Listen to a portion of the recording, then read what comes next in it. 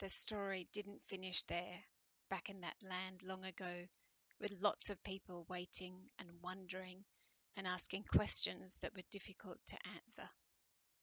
The child Jesus grew up and showed them who he was. He touched a man with leprosy, and the man was healed. He spoke to a woman caught in adultery, and she was forgiven. He went to the house of a little girl who died. He took her hand and said, "My child, get up." And she did. And as he touched people, he taught the crowds, saying that he was like a shepherd who knew his sheep by name. And he was like the gate for the sheep. Anyone who entered through him would be saved. One day he told a story about a man with two sons.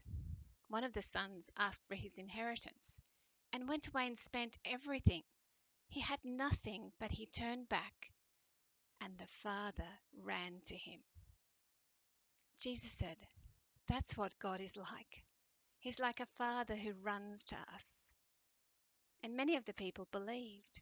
All those who'd been feeling weary and carrying a heavy load and walking in the darkness suddenly felt like they'd come into a glorious light.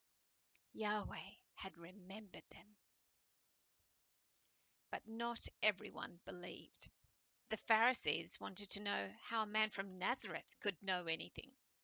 The teachers of the law became angry because Jesus healed people on the Sabbath. He said he was the Lord of the Sabbath, and that was blasphemy to them. Jesus called God his Father. And 3 years later, the story that began in a manger finished on a cross. Soldiers arrested Jesus, took him to Caiaphas, and he was sentenced to death on a cross. His hands and feet were pierced, his shoulders heaving.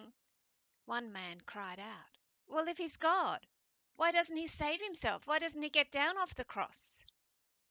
He could have, but he gave up his life, breathed his last breath, and the sun disappeared, pitch black.